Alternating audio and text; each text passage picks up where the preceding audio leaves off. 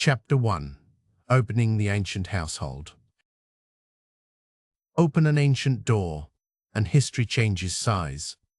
Beyond kings, wars, and stone walls, there is a quieter world, a bowl on the floor, a sleeping mat, a scratch at the threshold. A pet can lead us into that room. It shows how people fed, watched, worried, laughed, and shared space with another living creature.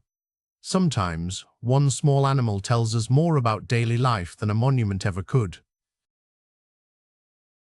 In the ancient home, affection did not stand alone. An animal might be stroked, named, fed by hand, and still have a job or a meaning beyond comfort. A dog could guard a doorway. A cat could protect grain. A bird could show wealth. A sacred animal could carry a prayer. Love and purpose often lived together, making each creature part companion, part sign, and part helper in human life. What proves these bonds? Not one perfect record. We find animals in graves, painted beside chairs, carved on walls, mentioned in poems, or shown with collars and bowls. Bones can reveal age, injury, diet, or careful burial. Art can show memory, symbol, status, or hope. So we follow clues with care. Some pets are clear. Others are only possible shadows, close enough to notice, but not to claim too loudly. Our path begins with animals we think we know, dogs and cats. They make the ancient world easier to enter because their place beside people still feels familiar. Yet even these companions were never simple. They guarded food, crossed into stories, appeared in homes, and sometimes touched sacred ideas. Starting here gives us a steady foothold. From that foothold, the stranger pets ahead will feel less distant. A rare pet could speak without words. If a ruler kept a monkey, a bright parrot, a leopard, or a strange bird from far away, the animal showed more than taste. It hinted at ships, caravans, tribute, captured lands, and people with enough wealth to feed what others had never seen. In many ancient rooms, the unusual animal was not only loved or admired, it was living proof of reach. Near temples and hearths, animals could also belong to the world of gods. But this did not mean one simple rule for every culture. A cat linked with protection in Egypt was not the same as a healing dog in Mesopotamia, or a bird watched for signs. Some animals were household companions. Some served ritual. Some were symbols. Often, these roles touched, but they did not become the same thing. In this story, the images may glow with soft color, wide eyes, and quiet wonder. That style helps us feel the warmth of a room, the shine of a bird, or the small drama of an animal at someone's feet. The facts will stay plain. When evidence is uncertain, we will say so. The art may dream a little, but the history must keep its feet on the ground. Before the palace menagerie, before the sacred ibis, before the jeweled collar on a tiny lapdog, there was a quieter bond beside the fire. A dog could hear danger in the dark, follow a scent beyond the camp, or sleep close enough to share warmth. Its story reaches back before many famous cities, so our first true step into ancient pet life begins with paw prints. Chapter 2. Dogs Before Empires. Long before stone walls rose around Uruk or Memphis, humans and dogs were already learning each other's habits. Archaeology cannot tell us every feeling, but it shows a deep partnership, shared camps, close bones, and animals shaped by life near people. A dog was not a decoration added after civilization grew rich. It was there at the beginning, walking with hunters, resting near families, and becoming familiar before kings had names. At the edge of a home, a dog had a special place. It noticed footsteps before people did. It barked at strangers, stirred when animals came near the pen, and kept watch beside a doorway, tent, courtyard, or farm path. This protection was practical, but it also made the dog part of daily trust. The animal that warned the household also knew its smells, voices, and regular return. On a hunt, the bond became active. A dog could lower its nose to the ground, follow a trail people could not read, then rush ahead when prey broke from cover. After the chase, it might help find a fallen bird or wounded animal in grass and brush. This was useful work, but it depended on trust, the hunter reading the dog, and the dog returning to the human hand. A collar changes what we can see. It is not only a tool for control, sometimes it carries care. In ancient Egypt, dog collars could be decorated, fitted, and even linked with names. Names like Abu Tiyu, whose burial was recorded with honor, let one animal step out from the crowd. The dog is no longer just a helper. It becomes someone recognized, remembered, and marked as its own being. Sometimes the strongest clue is the grave itself. In several ancient sites, dogs were placed in the ground with unusual care, not thrown away like refuse. A careful burial does not prove exactly what a person felt. It may reflect ritual, status, usefulness, or grief. But when a dog is laid out, protected, or buried near people, it suggests attention after death. That attention makes affection possible to see, even through distance.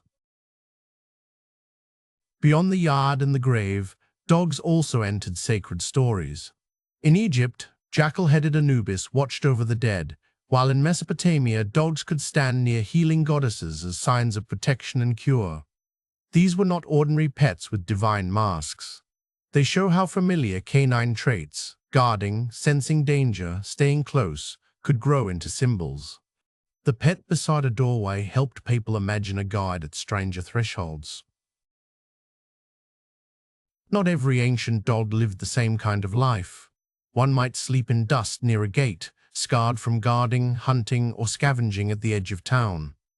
Another might be small enough to rest in a woman's lap, fed from the household and shown as a gentle companion. Between these dogs is a wide social world. Ancient pet life could be rough, tender, useful, and fashionable all at once. From the dog at the gate, the story slips indoors, toward a quieter hunter. Cats did not need a leash to enter human life. Grain stores drew mice and rats, and those pests drew sharp eyes, soft paws, and patient bodies. A useful visitor could become a welcome presence near baskets, beds, and hearths. In Egypt especially, the cat would gather another layer too: protection, household warmth, and a touch of the divine. Chapter 3. Cats of Egypt and Beyond. Where people stored harvests, small hunters found opportunity. Wild cats followed the rustle of rodents into barns, courtyards, and mud brick rooms. Humans did not have to invent their usefulness, they only had to notice it. A cat could live close without fully surrendering its independence. It shared shade, scraps, and shelter, while keeping watch in the corners. In that quiet bargain, a new kind of companion began to appear. A full storehouse could mean survival through a dry season or a bad flood. Rodents threatened that safety one bite at a time, spoiling grain and spreading filth. A cat that caught them protected more than food. It protected planning, labor, and family security. This made the animal worth tolerating, then feeding, then welcoming. Usefulness did not stay cold and practical. Repeated help could become trust, and trust could make room for affection. In Egyptian tomb paintings, cats sometimes appear beneath chairs, close to the feet of well-dressed people. This small placement matters. The cat is not outside in a field or hidden in a storehouse. It is inside the room, near music, food, family, and guests. Art can arrange life in ideal ways, but the detail still feels domestic. A watchful animal under a chair makes the ancient household look lived in.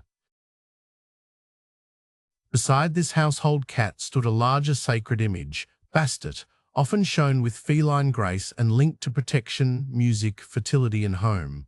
Her presence helped make cats feel charged with blessing, especially in Egypt. Yet this does not mean every sleeping cat was treated as a god. A real animal could be useful, affectionate, and ordinary, while still living in the warm shadow of a powerful divine protector. Wrapped cat mummies add another layer to the story. Some may have honored animals that people knew, but many were made for temple rituals, offerings, and prayers to Bastet or related powers. They were prepared, bought, dedicated, and buried in large numbers. So they are not simple proof of pet funerals. They show a world where cats could be living companions, sacred signs, and ritual gifts, depending on place and purpose. Egyptian cats did not remain only beside the Nile. Traders, sailors, and households carried cats through ports and across the Mediterranean, where their skill against pests made them valuable around grain and ships. Later stories often stress how strongly Egypt valued and protected them, though exact legal details are hard to pin down. Still, animals moved with cargo, people, and custom. Wherever cats traveled, they carried a trace of Egypt's protective household world. To understand these cats, we have to loosen our modern idea of a pet. An Egyptian family may not have described ownership, affection, or sacred duty the way we do. A cat could hunt mice, sit near a chair, belong to a temple story, and still be cared for as a familiar presence. Different words do not erase real attention. Food, shelter, protection, and closeness can be signs of care across time. After the quiet cat by the chair, another animal enters the ancient room with very different energy. A monkey was not simply useful against pests or softly linked to home. In Egypt and other old societies, monkeys could be playful companions, eye-catching performers, and signs that their keepers had wealth and reach. To own one often meant access to distant lands, trade routes, and the pleasure of showing guests something rare. Chapter 4. Monkeys in Palaces and Homes. What made monkeys so striking was not only their rarity, it was the way they seemed almost familiar. They reached with hands, watched faces, stole food, copied gestures, and turned human habits into comedy. To ancient viewers, this could feel amusing and unsettling at once. A monkey near a palace couch or household corner was a clever mirror, showing people a lively version of themselves, close enough to recognize and strange enough to wonder at. A monkey in an ancient city often began its journey far away, in forests, river valleys, or borderlands beyond the owner's home. Bringing it to a palace or rich house required sailors, merchants, handlers, cages, food, and payment. That long chain made the animal a living sign of money and connection. It said the owner could reach past ordinary markets and bring distant nature into a private room. In Egypt, baboons held a special place in sacred art. They could appear with Thoth, the god linked to writing, knowledge, and the moon. Some images show baboons raising their arms toward the sun or sitting like watchful temple figures. This does not mean every baboon was a pet. A living baboon in an elite home was one thing. A sacred baboon image was another. Both show how powerful the animal seemed. Their appeal came with problems. A monkey could delight a room, then knock over cups, snatch fruit, pull cloth, or bite when frightened. Keeping one was not like keeping a carved treasure. It needed daily food, handling, space, and someone patient enough to manage its moods. The same quick hands that made people laugh could turn a calm household into noise and disorder. Charm, in this case, demanded work. Artists give us another kind of clue. On walls, bowls, and painted scenes, monkeys crouch beneath chairs, sit near finely dressed people, or move on thin leashes. These positions matter. Under a chair suggests nearness to daily life. A leash suggests control. Beside an elite figure suggests display. The animal is not just background decoration. It is placed where viewers can read closeness, wealth, and careful ownership at the same time. Behind that small figure near a chair was a harder story. Many monkeys were taken from wild groups, moved through heat, hunger, fear, and crowded travel, then handed upward through trade and power. The animal's clever face could make a room laugh, but its presence also showed who had the right to command distant lands, workers, and living bodies. Exotic affection often rested on unequal force. The same monkey could mean different things in different rooms. If it slept near the family, accepted food from familiar hands, and returned to the same corner each day, companionship may have grown. If it was brought out for visitors, dressed, teased, or made to copy human gestures, its main role was performance. Ancient evidence often cannot decide fully. But the question matters, because care and display are not the same bond. After the chatter and grabbing hands of monkeys, another sound enters the ancient home: birdsong. Birds could be kept for beauty, for voice, or for the strange feeling that a winged creature carried messages beyond the room.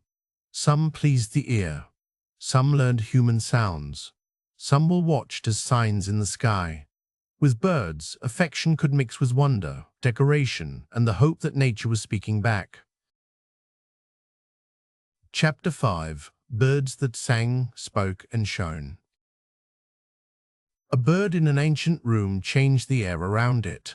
Its feathers caught light like painted cloth. Its quick head and restless feet made still spaces feel alive. More than beauty, there was sound: chirps, whistles, calls, and sometimes copied words. A caged bird could turn a courtyard into a living soundscape. For people used to omens and signs, that small voice felt both domestic and slightly magical. In a shaded courtyard, a small songbird could become part of the household rhythm. Its cage might hang near a doorway, beside water jars, or under vines where people worked and rested. The bird did not guard grain or show royal power. Its value was gentler: a bright note at morning, a flutter during quiet meals, a touch of garden life brought close enough to hear from inside the home. Parrots belonged to a different kind of bird story. Their colors and copied voices made them marvels, but their distance made them expensive. To keep one in a Mediterranean city or royal court, someone had to move it across deserts, seas, or imperial roads. Traders, diplomats, and conquerors turned living feathers into proof of reach. A parrot near an elite hand could say, without words, that the wider world had arrived indoors. Temple walls and offerings give birds another role. In Egypt, the ibis could point toward Thoth and the falcon toward Horus. In other places, doves carried meanings of love, fertility, or divine favor. Yet a sacred bird was not automatically a pet. Some lived in temple systems, some appeared as symbols, and some were offered in ritual. The household bird and the holy bird could overlap, but they were never the same thing. Among the softer ancient birds, doves carried a special warmth. In Mesopotamia, Greece, and the wider Mediterranean, they could suggest love, fertility, peace, and favor from a goddess. They also lived close to people, nesting near roofs, courtyards, and dovecotes. A dove did not need bright feathers or clever speech to matter. Its gentle body, paired flight, and quiet coo made affection feel visible in ordinary air. A cage made a bird easier to love and easier to own. It brought song close to the sleeping room, the courtyard bench, or the hand that offered seed. But the same bars that protected a delicate creature also ended its choice of sky. Ancient people could admire a bird, feed it, speak to it, and still hold power over every movement. Beauty became intimate because it was confined. A bird crossing the sky could feel like more than movement. In many ancient worlds, flight, cries, nesting, or sudden silence might be read as a message from powers beyond the house. Priests, rulers, and ordinary people watched the air for meaning. Still, the same creature could return to a perch, a roof beam, or a cage by the door. The omen with wings was also a living neighbor, hungry for seed and water. Below the cages and roof beams, another pet world waited at floor level. It was harder to see and harder to name. Small mammals slipped through storerooms, baskets, sleeves, and children's hands. Some were pests, some were treats, and some may have been kept for curiosity or affection. Mice, dormice, and other miniature lives remind us that ancient companionship was not always grand. Sometimes it was quick, fragile, and almost hidden. Chapter 6: Small Creatures, Mice, Dormice, and More. Look closely at an ancient room, and life appears in the corners. A tiny creature might rustle near a grain jar. blink from a woven basket, or sit cupped in a child's palm. These animals rarely receive statues or grand stories, yet their size made them intimate. They could be watched, fed, chased, trapped, or cherished. Tiny life asks us to lower our eyes and notice another kind of closeness. In a house with stored grain, a mouse was usually trouble. It nibbled food, spoiled baskets, and invited traps. Yet ancient imagination did not keep it in one box. A mouse could be a warning, a comic detail, a sacred sign in some stories, or a small creature noticed by a child. Here the boundary blurs. Pest, symbol, curiosity, and possible pet could share the same shadow under the wall. Among Romans, the dormouse could become a tiny luxury animal. Wealthy households kept them in special clay jars, sometimes called gliraria, where the animals could be fattened with nuts, grain, and careful darkness. This was not the tender pet world of a lapdog. It was stranger, tied to taste, display, and the dinner table. Even so, it shows a close kind of keeping, feeding, housing, and watching a small life grow valuable. The dormouse sits awkwardly inside our word pet. A Roman owner might house it, feed it well, and show it to guests, but the goal could still be the table. Its value came from care, rarity, and appetite at once. That mix matters. Ancient animal keeping was often not one clean feeling. A creature could be managed with attention, admired as a luxury, and prepared as food without changing cages. For children, small animals may have felt close because they matched the scale of play. Terracotta toys, painted scenes, and tender grave words sometimes place young people beside birds, hares, dogs, or other little companions. We must read these clues carefully. A picture can be symbolic, and a toy is not proof of a pet. Still, such traces suggest that ancient childhood could include feeding, holding, missing, and naming small lives. Small creatures leave small traces, and those traces vanish easily. Thin bones can be crushed, burned, eaten by soil, or missed during old excavations. A little cage, jar, bowl, or toy may survive without the animal it once held. The animal may survive without any sign of affection. This is why mice, dormice, and other tiny companions demand caution. The evidence is real, but it is uneven, quiet, and easy to overread. In the end, tiny animals bring ancient people very near to us. A mouse in a corner, a dormouse in a jar, or a small creature cooked in a child's hands makes history feel less grand and more human. These lives were easy to overlook, yet they asked for daily notice. A bit of food, a safe place, a watching eye. Their smallness turns distance into recognition. From these tiny, quick lives, the story turns toward animals that feel less soft to modern hands. Reptiles entered ancient homes, temples, gardens, and stories with a different kind of presence. A snake near a doorway might be feared, respected, or welcomed as a sign of protection. A lizard on a warm wall could be simply tolerated. Here, closeness is cooler, stranger, and often wrapped in sacred meaning.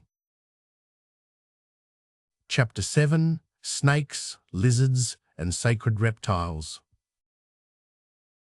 A reptile is an unusual companion because its body seems to belong to another world. It does not wag, sing, or curl warmly against the hand. It watches, slips away, basks in silence, and can carry real danger. Yet that is why ancient people noticed it. Snakes and lizards could stir fear, but also wonder. To keep one near, or even to tolerate one nearby, was to live beside mystery. Inside some ancient houses, a snake was not always treated as an enemy. If it lived near storage jars, floors, or thresholds, people might see it as a quiet guard against pests, or as a sign that unseen powers watched the home. In Greek and Roman settings, household spirits could be imagined with snake forms. This did not make every snake a pet, but it could make its presence meaningful and even welcome. In Egypt, the cobra rose into one of the strongest animal images of rule. The rearing uraeus on a crown warned that royal power could strike like venom, and it also promised divine protection. This was not the same as keeping a cobra as a household pet. A living cobra was dangerous. Its image, however, could stand at the forehead of a king or goddess, turning fear into a shield. On sunlit walls, lizards belonged to the ordinary rhythm of a house. They darted between stones, froze beside painted plaster, and vanished into cracks when people came close. Many would have been pests to no one, and useful to some, because they ate small insects near food and lamps. A family did not need to tame a lizard to accept it. Its quick shadow could become part of home. At the edge of Egyptian temples, the crocodile could become more than a threat in the water. Linked with Sobek, a god of strength, fertility, and the Nile, some crocodiles were kept in sacred pools as living signs of divine power. They were watched, protected, and treated with ceremony. This was not a pet in the simple household sense. It was a cared-for animal whose body made worship visible. Reports from temple traditions describe sacred reptiles receiving meals, jewels, and careful attention before watching crowds. A crocodile might be offered meat, bread, wine, or honey cakes, then decorated with gold or bright stones. The act was public devotion, not private cuddling. Priests and visitors honored the god through the animal's living body. Care became a ritual language, showing respect from a safe and formal distance. Respect for a reptile did not erase the danger in its jaws, venom, or sudden movement. Ancient keepers could feed, guard, and honor such animals while still keeping space between hand and body. That distance mattered. It shows a kind of affection shaped by awe, not softness. Some creatures were valued because they remained frightening. To care for them was to admit their power, then approach only with caution. From those guarded pools, the story slips into quieter water. Ancient people also filled ponds, basins, and garden channels with fish that flashed beneath the surface. These animals were not held in the hand or curled near the fire. They were watched. Their movement turned water into a living display, part nature and part design. After reptiles of awe, fish show another kind of closeness, calm, distant, and carefully arranged. Chapter 8: Fish in Pools, Ponds, and Gardens. A fish could not follow a child through a doorway or sleep beside a lamp. Its world stayed behind a shining skin of water. Yet that did not make it invisible to affection. Bright scales, sudden turns, and slow hovering invited people to pause and look.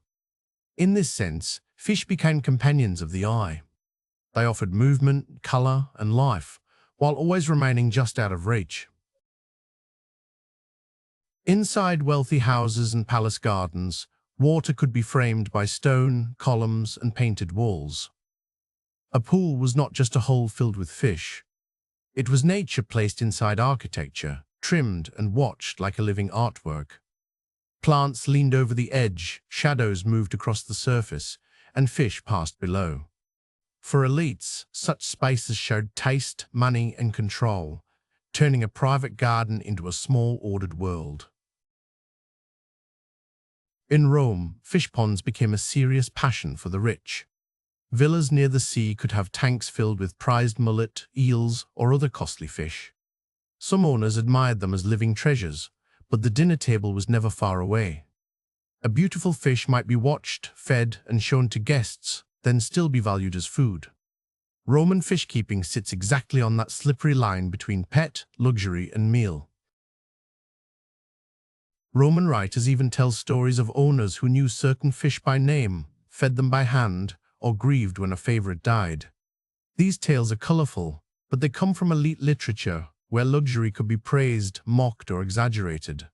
Still, the detail matters.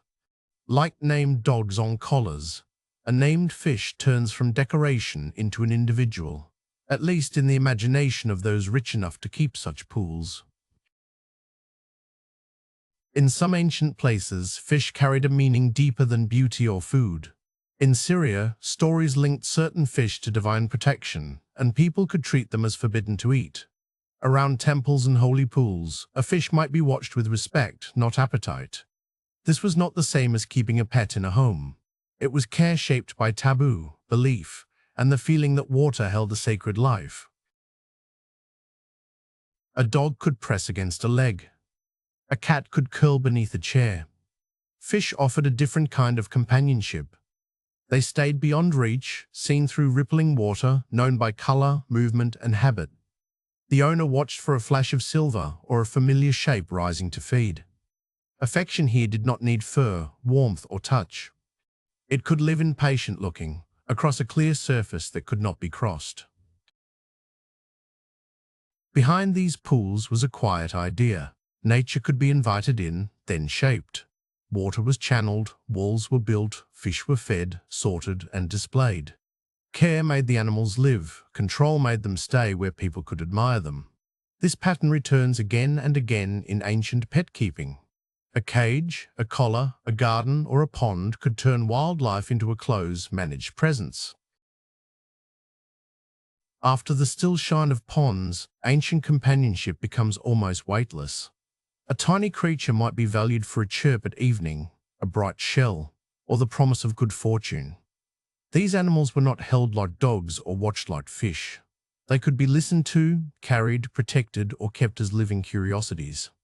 Insects remind us that ancient affection could shrink to the size of a thumb and still feel meaningful. Chapter 9. Insects, crickets, beetles, and bees. Now the pet could be a sound. In parts of the ancient world, people kept crickets, cicadas, or other singing insects because their voices filled a room with life.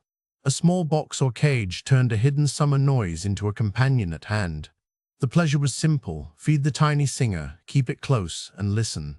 Insect song made companionship feel delicate, portable, and strangely personal.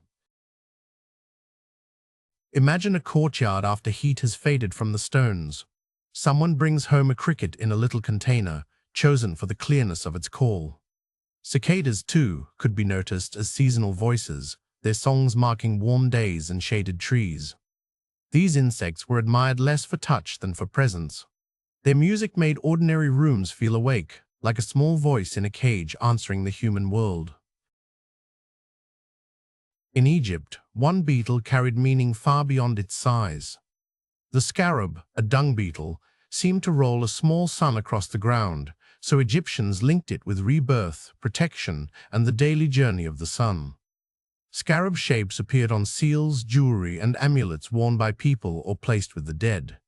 These were powerful symbols, not pet beetles, but they show how even insects could enter human hope. Bees belong to a different kind of closeness.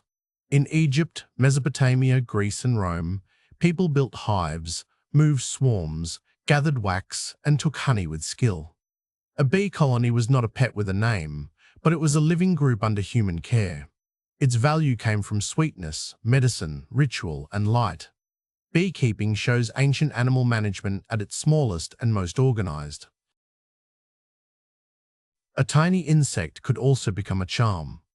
A beetle shape on a ring, a buzzing bee near a shrine, or a sudden chirp in the dark might feel like more than an accident. Ancient people often read the small world for signs of favor, warning, or protection. This did not make every insect a companion, but it gave fragile lives a strange power. They could carry luck, memory, and hope. To keep such small lives close, people needed walls in miniature. A cricket box, a woven cage, a clay hive, or a sealed little jar changed a wild creature into something near enough to hear, feed, protect, and possess. This is the double edge seen before with birds, fish, and sacred animals. Care often arrived through control. The container made attention possible, but it also marked the boundary of power. After crickets, scarabs, and bees, the story changes size. Ancient pet keeping was never only about warm fur, bright feathers, or animals large enough to lead a procession. A creature that fit inside a hand, a box, or a carved seal could still carry sound, wealth, protection, and sacred thought. Tiny life mattered because people noticed it. Attention gave the smallest bodies a place in culture. Now the scale rises from boxes and hives to stables, reins, and open roads. Horses were not tiny charms. They were expensive bodies of speed, strength, and training. In many ancient societies, owning a fine horse showed rank, military power, and access to skilled care. Yet prestige did not erase feeling. A rider could admire a horse's courage, beauty, and memory, seeing status and companionship in the same living animal. Chapter 10: Horses, Donkeys, and Noble Companions. Beside a ruler, a soldier, or a skilled traveler, a horse could become known as an individual. Some were named in records and stories. Others were praised in art, poetry, or burial rites. Their value came from more than the distance they could carry a person. A good horse learned signals, trusted hands, and shared danger. To admire such an animal was to honor strength joined with character. On a battlefield, a horse was not just carrying weight. It had to face shouting, dust, weapons, and sudden pain without breaking. Ancient riders and chariot crews depended on animals trained to answer pressure, voice, and habit in moments when fear could spread faster than orders. Survival could rest on a steady neck beneath the hand. In war, partnership became stark. Human skill and animal calm had to move as one. For the richest owners, care became an institution. A prized horse might stand in a planned stable, with clean bedding, measured feed, water, grooming tools, and people assigned to its body every day. Grooms knew sore legs, moods, sweat, and appetite. This organized care was costly, so it marked elite life as clearly as jewelry or carved stone. The stable was not only shelter. It was a social world, built around valuable animals. Harnessed in pairs or teams, chariot horses had to think almost like one body. The outside horse, the inside horse, the led animal, and the steadier partner each had a role. In races, ceremonies, and war, people watched not only the driver but the matched animals pulling before him. Famous teams could carry names, colors, and reputations. Their fame belonged to motion, hooves striking together, reins tightening, bodies turning as a single force. Closer to the doorway, another equine carried ancient life in a quieter way. Donkeys hauled grain, water, firewood, pottery, and children through streets and fields. They were cheaper than fine horses, tougher on rough paths, and familiar to people who would never own a royal mount. Their value was not glory but nearness. A donkey might know the household route, the market noise, and the hand that fed it after work. Some horses followed their owners even into the grave. Archaeologists have found mounts buried beside warriors, nobles, and rulers, sometimes with bits, bridles, ornaments, or chariot parts. These burials could announce rank, prepare for a journey after death, or serve a ritual purpose we cannot fully recover. Yet the care and placement can feel personal too. A horse laid near a human body suggests honor, memory, and a bond stronger than simple transport. A working animal was not outside affection. Often, work created the bond. The person who loaded the panniers, checked the hoof, loosened the strap, or brought water at dusk knew that animal closely. Horses and donkeys could be tools of travel, farming, trade, and war, but they were also breathing partners in repeated days. In ancient life, usefulness did not erase tenderness. It gave tenderness a daily place to grow. Beyond the stable, ancient animal power could grow to a size that changed the air around it. Elephants were not like horses or donkeys, kept close in ordinary yards. They belonged to courts, armies, ceremonies, and distant forests. Yet their scale did not make them unreachable. A human keeper still had to approach the huge body, read the mood, offer food, guide movement, and earn a trust measured in steps. Chapter 11: Elephants of Power and Affection. An elephant could not curl beside a hearth or sleep under a chair. Its needs were enormous: space, water, fodder, skilled hands, and calm routines. Still, ancient people could form close ties with such a giant. Touch, voice, habit, and memory mattered. The bond was not household softness, but a careful partnership between a powerful animal and the humans who lived near its strength. On a battlefield, an elephant became a living engine of shock and fear. Armies used them to break lines, carry towers, and terrify horses unused to their smell and sound. But strength alone was not enough. Each animal needed a trained handler, often riding close to the neck, giving signals through voice, touch, and pressure. Discipline mattered, because panic could turn power backward. War made the bond urgent, exact, and dangerous. In procession, the elephant changed from weapon to walking throne. Draped cloth, bells, painted skin, and high seats made the animal a public sign of rule. To bring such a creature into a city meant access to far lands, trained labor, and great expense. As it moved past crowds, the ruler seemed to command not only people, but distance itself. The elephant made empire visible, step by heavy step. Closest to the elephant was not the king watching from above, but the keeper who knew its breathing. He noticed a restless ear, a shift of weight, a slow reach of the trunk. He washed skin, checked feet, brought food, and spoke in familiar sounds. This was intimacy built from work. The animal remained immense, but daily care made its power readable, one gesture at a time. Ancient writers often treated elephants as thinking beings, not just useful bodies. They told stories of animals that recognized old friends, learned commands, showed grief, or seemed to understand honor. Some tales were surely shaped by wonder, but that wonder matters. It shows how people looked into an elephant's eyes and imagined a mind looking back. Here, power became personality, and a royal animal became almost a person in memory. Behind the amazement was a harder story. Many elephants were taken from wild herds, separated from familiar ground, and forced through long journeys by river, road, or sea. Some survived to stand in royal yards. Others were pushed into battle or made to perform before crowds. Their care required skilled labor, but their choices were narrow. The same animal that stirred wonder also carried the weight of capture, command, and display. An elephant was not a pet in the small household sense. It could not curl by a doorway or live from scraps in a courtyard. Its place was the stable, camp, procession road, or royal ground. Still, it belongs in this story because companionship is not only size or softness. In ancient courts, human lives could join closely with a powerful animal through feeding, training, touch, fear, respect, and long memory. After elephants, ancient prestige takes a sharper shape. Lions and leopards did not offer the same patient partnership with handlers.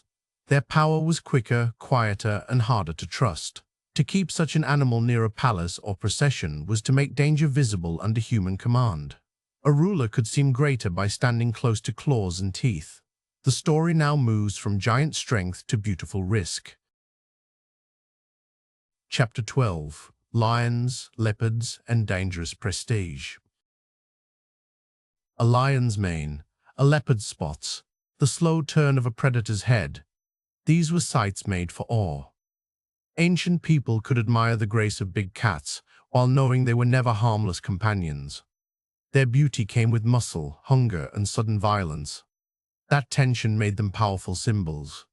Near kings, temples, and elite displays, the large cat was not cozy affection. It was splendor with a warning inside it. On palace walls, lions often stood beside power. A king shown gripping, striking, or mastering a lion was not only hunting an animal, he was claiming control over the wild forces beyond the city. In Assyrian reliefs, royal lion hunts turned danger into a public message, conquest, courage, and order. The lion remained fearsome, but in the image, its strength helped make the ruler look even stronger. Spotted cats carried a different kind of prestige. In Egypt and nearby courts, leopards could appear in tribute scenes, ritual clothing, and elite display. their patterned skins marking distance, wealth, and sacred force. A living leopard in a procession would have been more than decoration. It showed that rare animals, foreign roots, trained handlers, and royal authority had all been drawn into one controlled moment of spectacle. The same cat could be chased in a royal hunt, then held in a palace cage or led before a crowd. Hunting declared victory over wild danger. Keeping declared something stranger, that danger could be possessed, watched, and made to serve human display. Yet this was not simple hatred. The care, cost, and attention given to big cats show fascination too. Ancient rulers wanted to defeat them, but also to keep their fierce beauty close. In Egypt, the lioness could stand for protection at its most fierce. Goddesses like Sekhmet carried the heat of the sun, the force of sickness, and the power to defend or destroy. This does not mean every lion was a cherished animal in a courtyard. The image mattered because the real creature was dangerous. A lioness could guard a sacred idea precisely because no one forgot what her body could do. Behind the image of mastery was a harsher truth. A lion or leopard kept near a palace had to be confined, chained, penned, or handled by people with tools and training. The animal did not choose the royal court. It was forced into closeness, and that closeness stayed risky for everyone nearby. Here, care and fear met unequal power, feeding, guarding, and displaying a predator whose strength never fully belonged to humans. To stand near a predator was to send a message without words. Anyone could admire a lion from far away. Only a ruler with wealth, guards, cages, and trained keepers could make that nearness last. The beauty became sharper because the danger was real. A calm pose beside such an animal said, "My power reaches into the wild, and even what should threaten me has been brought within my world." After the lions and leopards, ancient prestige could soften. In palace gardens and painted scenes, gazelles, antelopes, and deer brought a different kind of wonder. Their value was not in threat, but in light steps, wide eyes, and delicate bodies kept near human spaces. They still came from controlled nature, and many were captive. Yet beside the predator's cage, a graceful hoofed animal offered status through calm beauty. Chapter 13. Gazelles, Deer, and Gentle Hoofed Pets. A gazelle resting near an elite house tells a quieter story than a lion in chains. Its appeal came from softness, fine legs, alert ears, gentle movement, and a body that seemed almost weightless. Deer and gazelles could make a garden or court feel refined, as if wild grace had been invited indoors. But the invitation was not equal. Their beauty depended on capture, feeding, watching, and the pleasure of those powerful enough to keep them close. Within walled estates, hoofed animals could turn a garden into a living display. Water, shade, paths, and planted borders shaped where they moved, just as pools shaped the fish watched in earlier courtyards. A deer stepping between trees made nature feel present, but measured and owned. These animals were not furniture. They ate, startled, rested, and needed care. Yet their graceful presence helped make elite space look peaceful, ordered, and rare. Egyptian images sometimes place gazelles close to people, offerings, and fine surroundings. In tomb art, they can appear as elegant creatures of desert life, brought into the ordered world of the elite. Some burials also preserve gazelle remains, but the meaning is not always simple. They may show affection, status, ritual value, or all three at once. What is clear is that Egyptians noticed their grace and gave it lasting form. Keeping such animals nearby asked for more than a wall. A gazelle could panic at sudden noise, injure thin legs, or fail without the right food and shade. Its charm came partly from that fragility. To hold a delicate creature in a human world meant constant attention from handlers, servants, or owners. The animal's quiet presence showed beauty, but also dependence, because grace survived only when people worked to protect it. A carved gazelle beside a table of gifts does not always mean a family pet. In ancient scenes, graceful hoofed animals could stand for wealth, desert abundance, temple duty, or food for the dead. Some lived near gardens and houses under human care. Others were brought forward for offering, sacrifice, or symbolic display. The same species could cross these roles, so we have to read each image, bone, and setting with care. The gentle animal in a garden had a shadow beyond the wall. Gazelles, deer, and antelopes were also chased for meat, sport, and royal display. Ancient hunters praised the same speed and elegance that made these creatures beautiful to keep. This is not a contradiction so much as a different world of animal meaning. One gazelle might be guarded and fed. Another, nearly identical, might appear in a hunting scene as prized prey. A ruler did not always need a lion to show command. Sometimes power looked like a calm gazelle walking through a shaded court, alive because someone had the wealth to shelter it. Softness could speak quietly. It said the owner controlled water, space, servants, and time. In that sense, a gentle-hoofed animal was not weak display. It was living proof that even fragile beauty could be gathered and kept near power. After gazelles and deer, the next surprise is less graceful at first glance. Ancient affection did not belong only to rare or beautiful animals. It could also grow in muddy yards, beside kitchens, pens, and storage rooms. Pigs, for example, lived close to people in many farming worlds. They were useful, noisy, clever, and hard to ignore. For modern viewers, this is where the pet story becomes stranger and more honest. Chapter 14: Pigs, Goats, and Farmyard Favorites. In a farmyard, value and affection could live side by side. A pig, goat, sheep, or calf might bring milk, meat, wool, labor, or future wealth, yet still be known as an individual. Hands that fed an animal every morning also learned its temper, its voice, and its habits. Some were probably named, some followed children or leaned into touch. Practical life did not erase fondness, it often created it. Pigs make this boundary especially uneasy. They are smart animals, quick to learn routines, voices, and places where food appears. In ancient villages, a pig might root near the house, eat scraps from the kitchen, and become familiar through daily noise and need. Yet pigs were also raised for meat, trade, and household survival. So the question is not simply, was it a pet or food? Often, it lived in both worlds at once. A goat could turn a simple yard into a small drama. It climbed walls, nosed at baskets, tugged at clothing, and called loudly when separated from the herd. For farming families, goats gave milk, hair, hides, and young animals, but their bold behavior also made them hard to treat as faceless stock. Living near doors and paths, they became recognizable neighbors, watched, scolded, laughed at, and sometimes clearly liked. Young goats and human children could meet at the same lively edge of the farmyard. Both were restless, curious, and quick to test boundaries.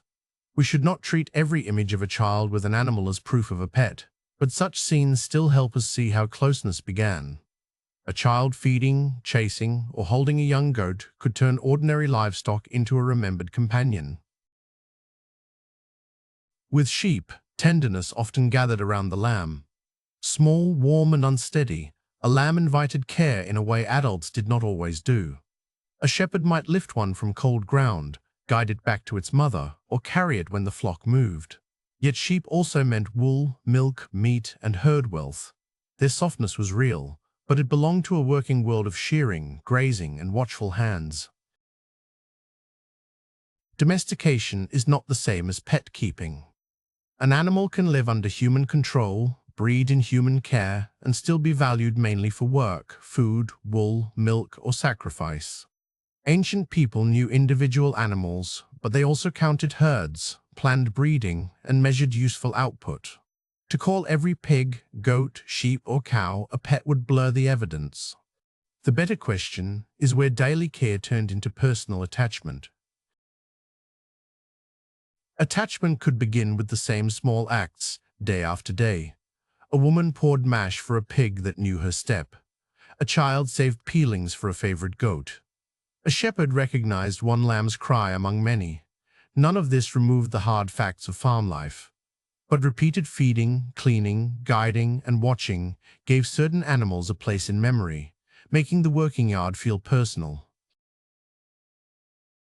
At the edge of the farmyard, the story grows quicker and lighter. Rabbits and hares were not always household pets, and in many ancient places they were hunted or eaten. Yet their small bodies, fast movement, and alert faces made them memorable. They appear in art, gifts, stories, and symbols, sometimes close enough to be held. Here, usefulness gives way to a softer question: when does a swift little animal become beloved? Chapter 15. Rabbits, Hares, and Soft Symbols. A rabbit or hare asks for a different kind of attention. It is easy to hurt, hard to catch, and quick to vanish into grass or shadow. That mix of softness and speed gave these animals a special charm. Ancient eyes could see them as food, quarry, gift, or symbol, but also as living delicacy. Their appeal was not power or usefulness. It was the brief nearness of something gentle and fast. On Greek vases, hares often appear in scenes of courtship and admiration. A young man might offer one as a living present, soft in the hands but full of restless energy. The gift carried a message. Affection, pursuit, and desire could be shown through an animal known for being chaste. This was not simple pet keeping. It was a social gesture, where tenderness and longing met in one quick, trembling body. A hare given in affection was not always meant to grow old beside the receiver. It might be admired for a moment, carried home, traded again, or eventually eaten. A companion animal is different. It stays through repeated care, feeding, sheltering, recognizing habits, learning fear and trust. For hares, the evidence often points more clearly to gift culture than lifelong pet keeping. The warm gesture is real, but it is not the whole life story. The hare shows how one animal could carry several meanings at once. In one field, it was pursued for the meal. In a painted scene, it could stand for desire, speed, or spring-like life. In careful hands, it might become familiar for a short time, fed and protected because someone valued its presence. Ancient people did not need one fixed category. Prey, symbol, and companion could share the same soft fur. A child shown holding a hare or small creature can feel instantly tender to us. Still, ancient images need careful reading. The animal may mark play, wealth, a gift, or a symbol, not a diary of one beloved pet. Yet the pose matters. Small hands around a nervous body remind us that children also learn closeness through touch, watching, and care, even when the picture speaks in more than one language. Because hares breed quickly, many ancient viewers linked them with fertility, renewal, and active desire. That symbol did not erase the living animal. A real hare still needed quiet handling, fresh greens, water, and protection from dogs, heat, and rough hands. Its softness could invite affection, but its fear mattered too. In this way, the hare was both a sign of abundant life and a fragile creature requiring careful attention. With rabbits and hares, the story bends back toward the tiny creatures we almost overlook. Like mice, dormice, song insects, and small birds, they made intimacy happen at close range. A person had to notice breathing, trembling, appetite, and mood. This is a quieter kind of animal bond, far from royal stables or palace lions. Next, the household grows stranger again, as softness gives way to quick teeth and narrow bodies. Now the small animal changes shape. Instead of soft ears and watchful stillness, we meet long bodies built for tunnels, corners, and sudden movement. In parts of the ancient Mediterranean, weasels and related small hunters were welcome near homes because they chased mice and other pests. Before cats became the famous guardians of every storehouse, these quick carnivores could fill that role, half helper, half unruly housemate. Chapter 16. Ferrets, Weasels, and Pest Hunters. In a storeroom full of grain, a tiny hunter could mutter as much as a locked door.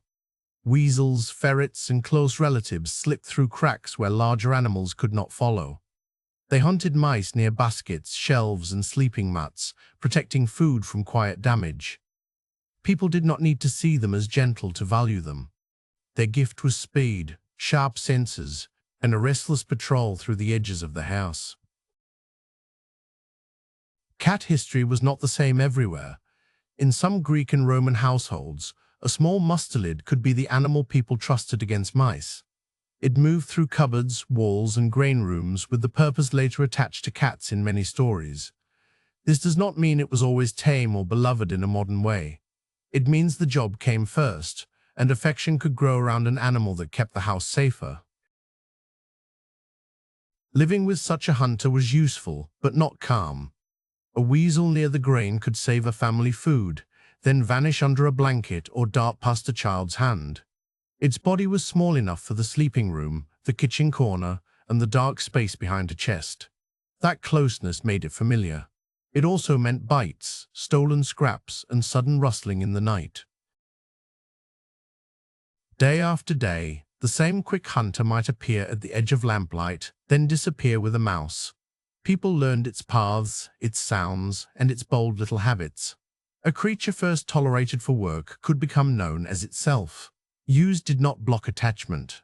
It gave attachment a daily reason to begin, through feeding, watching, scolding, and accepting the restless life sharing the room.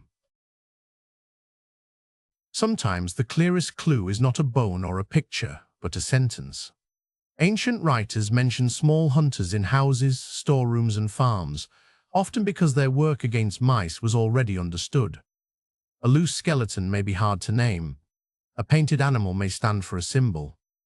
But words can preserve a role. The quick creature kept near human space because pests threatened food, comfort, and sleep. A companion in the ancient home did not have to curl softly in a lap or obey a call. It could be sharp-toothed, nervous, and hard to handle. What mattered was presence, habit, and a place in human life. A weasel might never become gentle, yet still be fed, noticed, and expected. Ancient affection was often practical and uneven, shaped by usefulness as much as warmth. Inside an ancient house, no animal stood alone. Grain drew mice. Mice drew cats, weasels, and other small hunters. People stored the grain, swept the floor, filled bowls, blocked holes, and listened for movement after dark. A pest could become a reason to keep a hunter close. A hunter could become part of the household rhythm. This was not just pet keeping. It was a living web of hunger, shelter, work, and attention. After the quick hunters, another kind of companion changes the pace.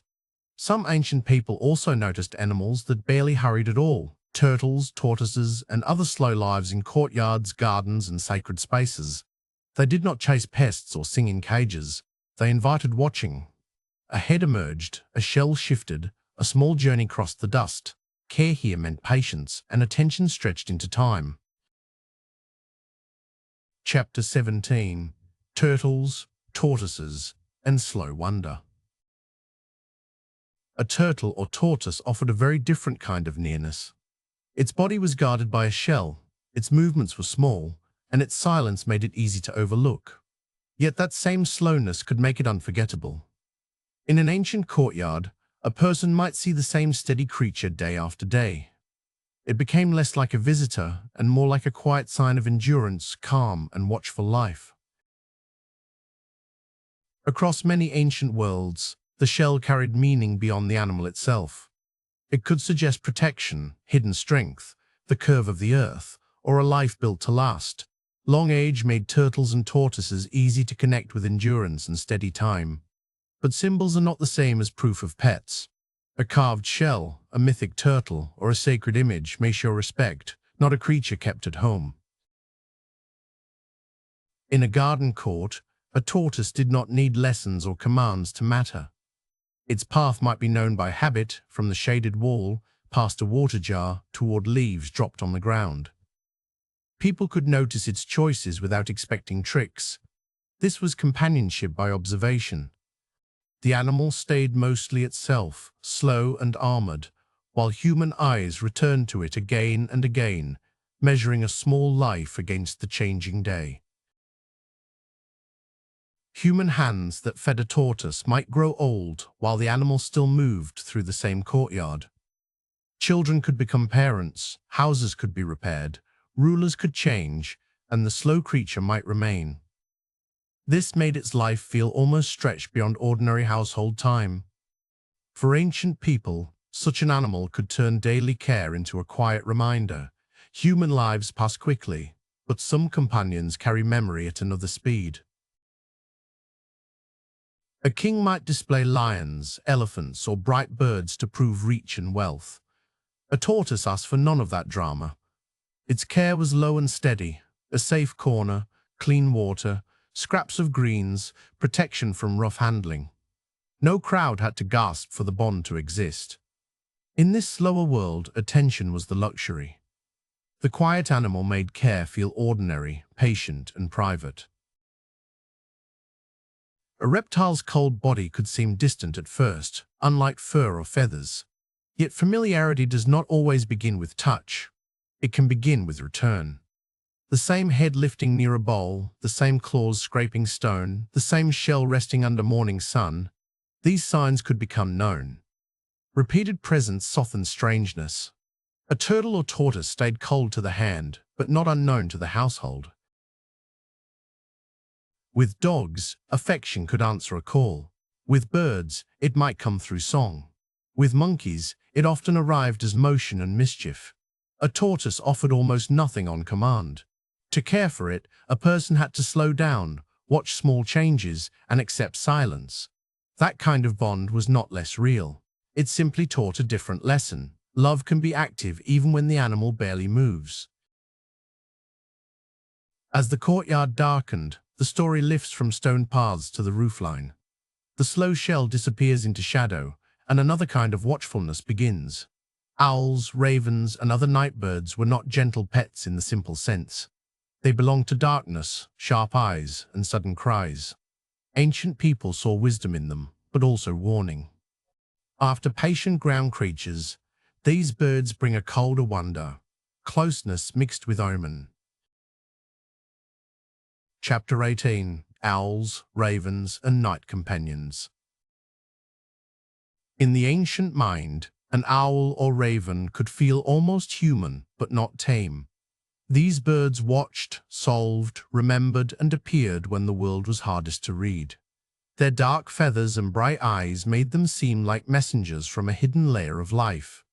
A person might admire such a creature for its cleverness, fear its cry, and still imagine it as a companion beside the edge of night.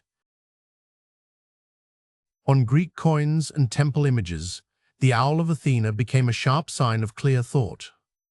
Its wide eyes suited a goddess linked with strategy, craft, and wisdom. But a carved owl is not always a household bird. Many images speak in symbols, not pet records. Still, the choice mattered. The Greeks looked at this night hunter and saw intelligence staring back from the dark. Ravens carried a different kind of wonder. Like other corvids, they could learn sounds, remember faces, and solve problems that made people pause. A bird that copied a human voice seemed to cross a border between animal call and human speech. Ancient writers noticed talking birds with delight, suspicion, and humor. Here, sound became companionship again, not a sweet song in a cage, but a rough black voice answering from nearby. A cry above the roof could change the mood of a whole house. In many ancient places, people watched birds for signs: where they flew, when they called, which side they crossed. Night birds made this attention sharper, because darkness already felt uncertain. An owl on a beam or a raven near a gate might not be a pet, yet it pulled human eyes upward. Fear made people listen closely. Some birds were valued because they unsettled the room. A raven that opened a latch, a crow that stole a shiny pin, or an owl that sat still through lamplight could become a living puzzle. Like monkeys, corvids acted as clever mirrors, copying habits and testing human patience. Their worth was not simple beauty. It came from rarity, sharp minds, strange timing, and the feeling that they knew more than they should. To fear an animal did not always mean to drive it away. An owl near a storeroom might be left undisturbed because it hunted mice. A raven with a harsh call might be fed, watched, and spared because its presence felt important. Protection could grow from caution. People kept distance yet still made room. In these uneasy bonds, care was not soft. It was alert, respectful, and shaped by awe. Behind the symbol was a daily body with hunger, droppings, feathers, and a need for shelter. A dark bird might stand for wisdom, warning, or mystery, but someone still had to place food where its beak could reach. Someone cleaned the perch, repaired the cage, or left a safe corner under the roof. Meaning lived beside labor. The night companion became real through ordinary care. After owls and ravens, the scene brightens. Ancient animal keeping also made room for birds whose power was pure display. A peacock did not need to guard a door, speak like a mimic, or warn from a roof. Its value opened like a fan. Color, pattern, movement, and sound. In courts and gardens, such birds turned wealth into living motion, making beauty itself feel rare, owned, and carefully kept. Chapter 19. Peacocks and Birds of Splendor. Into a palace court or shaded garden, an ornamental bird changed the air before anyone touched it. Peacocks, pheasants, and other bright birds brought color that walked, turned, cried, and flashed in sunlight. They made walls, pools, and trees feel staged for wonder. For ancient elites, this was not a small pleasure. A splendid bird made a private space seem larger, richer, and closer to faraway lands. A rare bird could say many things without words. Its feathers hinted at roads, ships, gifts, and merchants crossing long distances. Keeping it alive showed more than money. It meant access to special food, safe enclosures, skilled attendants, and time to notice beauty. Taste mattered too. An elite owner chose colors and forms that guests would admire. The bird became a living receipt for trade, refinement, and careful care. Where fish had made pools shimmer and gazelles had softened estate paths, peacocks added another layer to design nature. They crossed gravel, steps, and grass like pieces of painted cloth suddenly alive. Their calls cut through leaves. Their tails rose into sudden circles of blue, green, and bronze. In these gardens, plants did not stand alone. Water, shade, stone, and birds worked together, turning a controlled space into a moving show. Still, splendor is not the same as devotion. A bird may be fed every day and never be treated like a friend. If it is kept where guests can stare, praised mainly for feathers, and valued more as a sign than as a personality, it belongs closer to display than companionship. This does not make the care unreal. It shows that ancient animal keeping could be attentive, costly, and distant at the same time. Bright feathers often carried meanings that reached beyond decoration. In one court, a bird might suggest royal grace. In another temple setting, color could point toward a deity, a ritual gift, or a blessed sign. But there was no single ancient code for every shining wing. Meaning depended on place, story, and use. The same beauty could honor a ruler, please a household, or mark a sacred moment.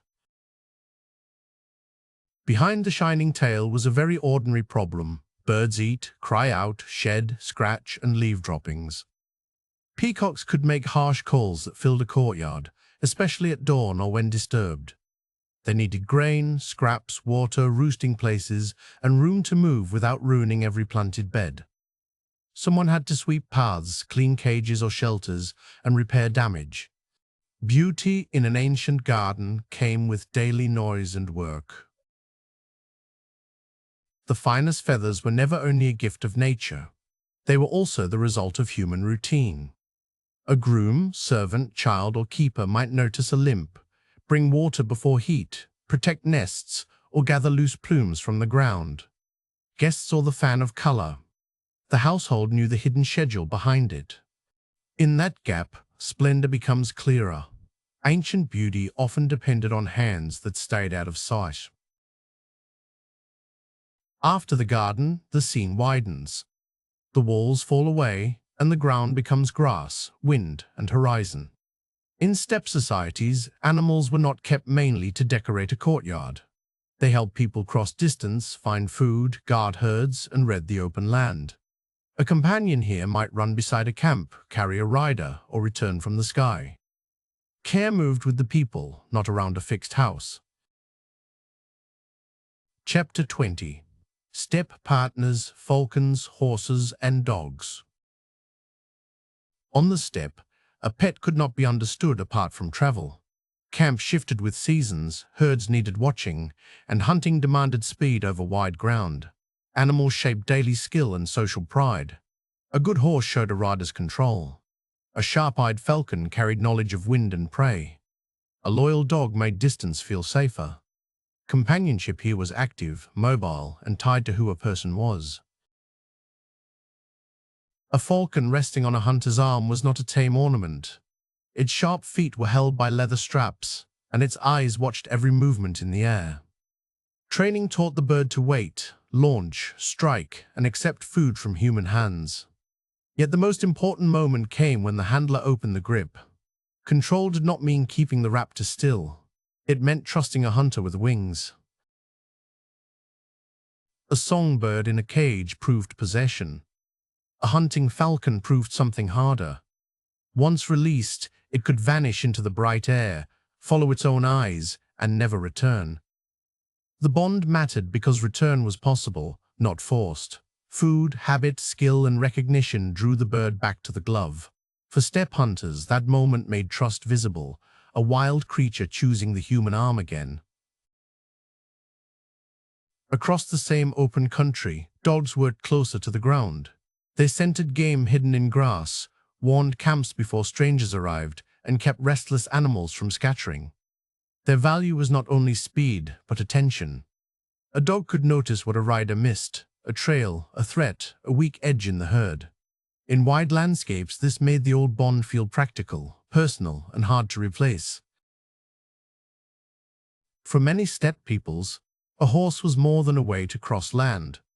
It was wealth on four legs, a teacher of balance, and a sign of belonging. Children learned posture, pressure, and courage through riding. Families measured fortune in herds, milk, tack, and strong bloodlines. To know horses was to know the open country itself, because skill in the saddle shaped work, travel, status, and memory. Distance could look like freedom, hoofprints crossing empty grass, a falcon circling high, dogs running ahead of the camp.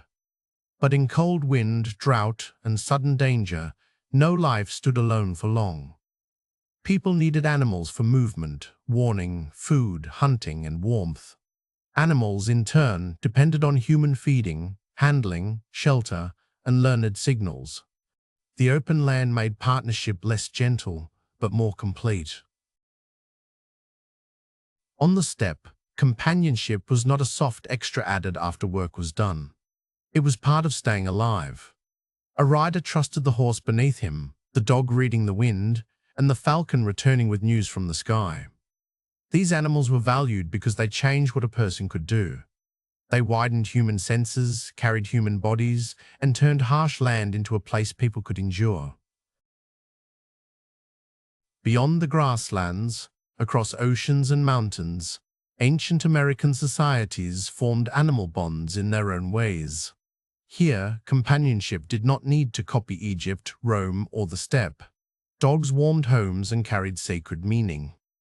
Bright birds flashed through trade and ceremony. Herd animals shaped highland life. Each tradition grew from local land, belief, and daily need, reminding us that pet history has many centers, not just one ancient world. Chapter 21. Ancient American Companions. The ancient Americas were not a side chapter to the familiar old world. They held great cities, farming villages, mountain roads, markets, temples, and homes filled with animal presence. People watched the habits of local creatures and gave them roles shaped by climate, food, trade, and belief. To understand these companions fairly, We must meet them where they lived, in American landscapes with their own histories and meanings. In Mesoamerica, dogs lived close to people, but their place was complex. They could sleep near the hearth, follow families through streets, and appear in stories of sacred journeys. Some were also raised for meat, which makes their history harder for modern viewers to sort into one simple feeling. A dog might be companion, meal, offering, and spirit helper, all within cultures that saw life, death, and duty as closely joined. Among these dogs, the Axoloit squintly stood out at once. Its mostly hairless body made it look unusual, but also made its warmth easy to feel when it rested beside a person. In Mesoamerican life, this was not only a strange-looking companion, it carried identity, memory, and sacred meaning. Its presence in homes and burials suggests a dog valued for closeness, comfort, and a place in the culture itself. In several Mesoamerican beliefs, a dog could do something no ordinary household animal could do. It could help a dead person cross dangerous waters or find the road beyond life. This sacred guide was not simply a pet with a myth added on. It belonged to a larger view of death, duty, and the unseen world. Still, the idea drew power from a familiar truth. Dogs knew how to walk beside humans. Color also made companions powerful. In parts of ancient America, macaws and other bright birds were kept near people, prized for their voices, movement, and brilliant feathers. Their plumes traveled far through trade, sometimes reaching places where the living bird itself was rare. Red, blue, green, and gold could signal beauty, rank, and sacred force.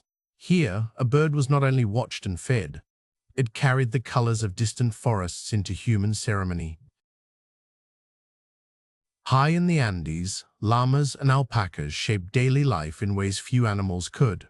Llamas carried goods across steep roads, linking villages, markets, and ritual centers. Alpacas gave soft fiber for clothing, wealth, and exchange. They were managed herds, not automatically pets, yet valued individuals could still be known and cared for closely. In ceremonies, camelids also became offerings, showing how labor, economy, and sacred duty could share one animal body. After dogs, macaws, llamas, and alpacas, one lesson becomes clear. Ancient America was not one single animal world.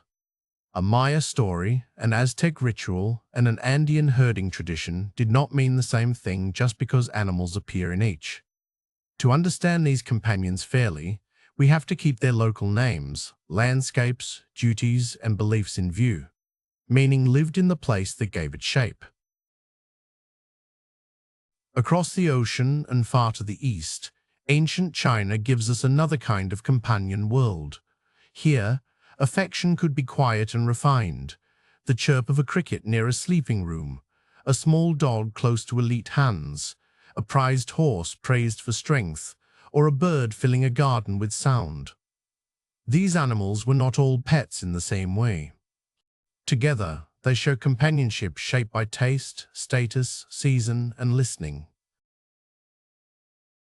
Chapter 22. Ancient China, Crickets, Dogs, and Courtly Pets. In ancient China, some animals entered human life through careful manners. A creature might be valued because it pleased the ear, rested near a sleeve, guarded a courtyard, or showed the rank of its owner. Attention mattered: feeding, housing, grooming, and choosing the right setting. Pet keeping could become part of cultivated life, where beauty was not only seen in jewels or paintings, but heard, handled, and cared for at home. A cricket could turn a room into a small concert. In China, people kept singing insects for the bright sound they made, especially as the year cooled and autumn arrived. This was a pet of attention, not touch. The keeper listened, protected the tiny singer, and noticed its rhythm like a seasonal gift. The old idea of song in a box returns here, made into a quiet art of care. The cricket's little home could be as important as the insect itself. Some containers were made from gourds, clay, wood, or carved materials, shaped to keep the singer safe and close. A good box gave air, warmth, and shelter, but it also showed taste. Its tiny scale made care visible. The keeper controlled the cricket's world, yet also honored it with a house made for sound, season, and beauty. Beside the quiet cricket, another small companion could signal rank in a more physical way. In elite Chinese settings, little dogs were treasured for their nearness to the body, carried, stroked, groomed, and kept close inside refined rooms. Their size made them intimate, almost like living ornaments, but not merely decoration. A small dog could show status while also offering warmth, loyalty, and private affection at court or in a wealthy home. Far from the small dog on a sleeve, the imperial horse carried power across open land. Chinese rulers prized strong horses for war, diplomacy, and the safety of frontiers. Some were imagined almost as heavenly animals, swift enough to link Earth with the sky. To own them was to show command over distance, armies, and tribute. They were not house pets, but they lived close to imperial dreams of strength and order. In a garden hall or polished courtyard, a bird could make nature feel arranged and near. Its call crossed painted screens, potted trees, and still water, adding life to a carefully shaped space. Some birds were valued for song, others for color or graceful movement. Like crickets, they brought sound into human rooms. Like garden fish, they showed beauty under control, living creatures held close by wealth, taste, and daily care. In this courtly world, a pet was not only an animal to keep, it could become part of a person's manners. The careful listener with a cricket, the gentle hand on a small dog, the rider praising a rare horse, and the host who placed birds in a garden all showed an ideal of ordered grace. Pet keeping became a quiet art, where affection, display, discipline, and beauty met in daily life. Across the mountains and sea routes, the story now turns toward ancient South Asia. Here, animals move through many worlds at once. A parrot might brighten a home, an elephant might serve a king, a monkey might leap from forest into legend, and a snake might inspire fear and reverence. These creatures were not held in one simple category. They belonged to houses, courts, wild places, and sacred stories together. Chapter 23.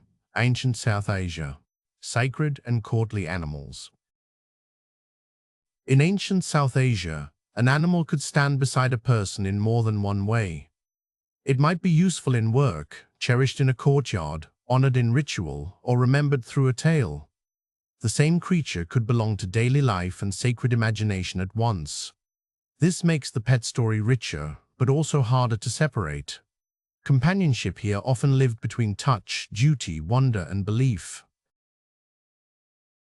A green parrot on a perch could turn a room into a place of bright surprise.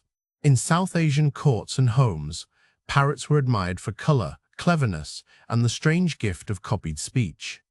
Their voices made companionship audible, like a living echo trained by daily attention.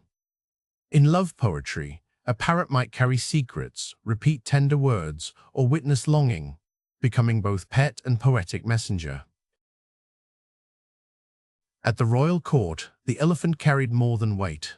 It carried rank, ceremony, timber, soldiers, and the slow force of trained strength.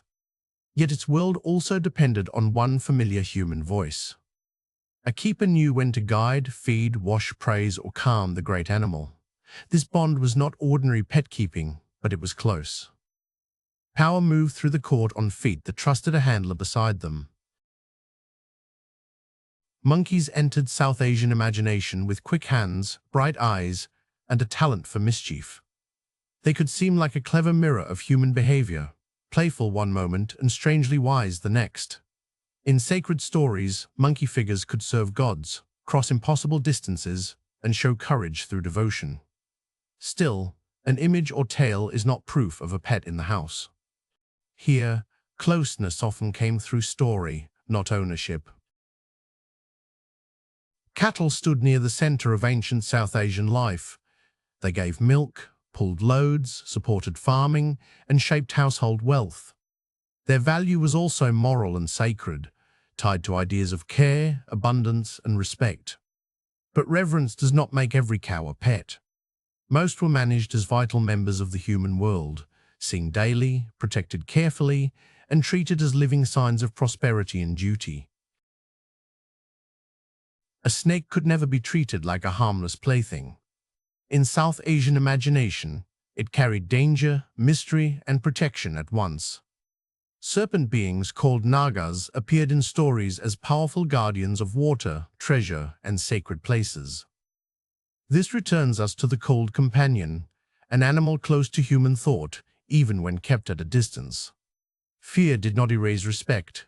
Sometimes awe was the form care took.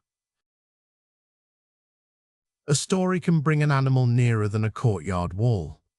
In ancient South Asia, parrots could speak like companions, elephants could remember like old friends, monkeys could act with brave devotion, cattle could stand for patient care, and snakes could guard hidden places. These tales did not turn every animal into a household pet. They did something different. They made animals feel known, watched, and personally present in the human world. Westward, the scene shifts from sacred forests and court tales to the brick cities of Mesopotamia. Here, animals moved through crowded lanes, house doors, temple yards, and palace walls. Dogs could guard and heal in human imagination. Birds were watched not only for beauty, but for signs. Lions belonged to royal power, not ordinary rooms. In this city world, pets, symbols, and omens shared the same streets. Chapter 24: Mesopotamia: Dogs, Omens, and Royal Beasts. In Mesopotamia, city life pressed humans and animals close together. A donkey might pass a baker's doorway. A dog might sleep near a threshold. Birds crossed temple courtyards, while sheep, goats, and cattle moved toward markets or offerings. Palaces held rarer creatures as signs of command. These were not quiet animal backdrops. They were part of the city's rhythm, shaping noise, smell, work, worship, and watchful attention. Beside their everyday work, Mesopotamian dogs carried a special healing charge. The goddess Gula, linked with medicine, was often connected with dogs, and small dog figures could appear as protective objects. This did not mean every street dog was sacred. A real dog still barked, scavenged, guarded, followed, and slept near people. But in this world, the same animal could be practical, familiar, and touched by divine hope. At the doorway, the Mesopotamian dog returns to one of the oldest pet roles. It warned before a stranger entered, slept where inside met outside, and made the house feel watched. This idea was not unique to one land. From early camps to city courtyards, people trusted dogs at borders, gate, yard, room, and road. In Mesopotamia, that familiar guard also carried a deeper hope of protection. Above Mesopotamian roofs, birds turned the sky into a kind of message board. Priests and watchers studied their flight, calls, and sudden appearances, hoping to read favor, warning, or change. A bird near a home was still a living creature, needing food, space, and human notice if kept close. Yet its wings also pulled attention upward, showing how companionship, curiosity, and divination could meet in one small body. On palace walls, Mesopotamian lions were not shown as harmless favorites. They were danger made visible. A king who faced a lion, trapped it, or stood above it claimed control over the strongest force nearby. The animal's beauty mattered because its threat was real. In these images, prestige came from closeness to risk, sharp claws, royal courage, and power held just tightly enough to be displayed. Much of this Mesopotamian animal world reaches us through clay and carved stone. Tablets name rituals, warnings, and offerings. Cylinder seals press tiny scenes of dogs, birds, lions, and handlers into soft clay. Figurines suggest protection, healing, or household hopes. Reliefs show royal power in grand public images. Each clue matters, but each clue is partial. A symbol is not always a pet, and a picture is not always daily life. A Mesopotamian animal could mean one thing in the street and another behind a sacred wall. In a busy lane, a dog might be a scavenger, guard, or familiar shadow near a doorway. Near a temple, similar animals could point toward healing, warning, or divine care. In the palace, lions and rare beasts became signs of rule. The same city changed the animal's meaning by changing its space. Beyond Mesopotamia, empire widened the animal story. Persian rulers and nearby courts gathered creatures from many lands, not only for pleasure, but to show reach. A rare beast in a royal enclosure could speak of tribute, roads, conquest, and careful management. These animals were close to power, yet not usually close like a household dog. They belonged to a larger stage, where nature itself was arranged around the throne. Chapter 25: Persian Parks and Royal Menageries. At imperial scale, animal keeping became a map of power. A ruler could place lions, deer, birds, and unfamiliar creatures inside guarded grounds, then invite visitors to see a world gathered under one command. The collection showed wealth because feeding rare animals was costly. It showed conquest because distance had been crossed. It also showed curiosity, the wish to study, possess, and frame wildlife inside royal order. In Persian royal parks, water did more than cool the air. Channels, pools, trees, flowers, and animals formed a living design. Deer might graze near planted shade. Birds could move through branches above bright water. To walk there was to see order made visible. Dry land turned fertile. Wild creatures held within boundaries, and distant resources gathered in one place. The garden was beauty, but also a statement of rule. Inside these royal parks, wildness was carefully staged. Animals were not simply loose in the hills. They were kept within chosen ground, watched by guards, and preserved until the ruler wanted the hunt. Deer, boar, lions, or other game could appear free, yet their freedom had borders. The hunt turned protection into display, then display into death. It was care and control, sharpened into a royal act. A strange animal entering the court could carry a message before anyone spoke. A camel from one region, a spotted cat from another, or a bright bird from far away made distance visible. Tribute turned geography into living proof. These lands knew the king, feared him, traded with him, or sought his favor. The animal was admired, but it was also evidence of roads, envoys, borders, and power reaching beyond the garden wall. Yet a royal menagerie was not the same as a pet sleeping near a family hearth. Many animals there were collected to be seen, counted, gifted, hunted, or used as signs of rule. Their lives were managed by palace needs, not household affection. Still, this does not erase every bond. A keeper who fed the same leopard or bird each day could learn its moods, fears, and habits, even inside a system built for display. Behind the polished scene stood people with baskets, ropes, keys, and scars. They knew which animal would rush its food, which one refused water when afraid, and which call meant anger instead of hunger. Their knowledge was practical, not romantic. A royal beast might belong to the king, but its day often depended on someone lower in rank, watching closely enough to keep both animal and human alive. Seen together, the park became a map made of breathing bodies. Water, trees, paths, cages, and hunting grounds placed each creature where royal order wanted it to be. The empire appeared as nature sorted and held: swift animals for chase, rare animals for wonder, fierce animals for fear, gentle animals for beauty. This was the royal collection's deeper message. The king did not only possess lands, he arranged life itself around his power. After that grand imperial order, Greece brings the story back indoors. Here, affection often appears in smaller records: poems, vase paintings, jokes, gifts, and grave words. A child may hold a bird. A youth may receive a hare. A dog may be praised by name. These traces do not show one simple pet culture, but they let us hear warmer, more personal notes after the noise of royal parks. Chapter 26: Greek pets and personal affection. Greek evidence is valuable because it catches feeling in many tones. It can be playful when animals appear in jokes or comic scenes.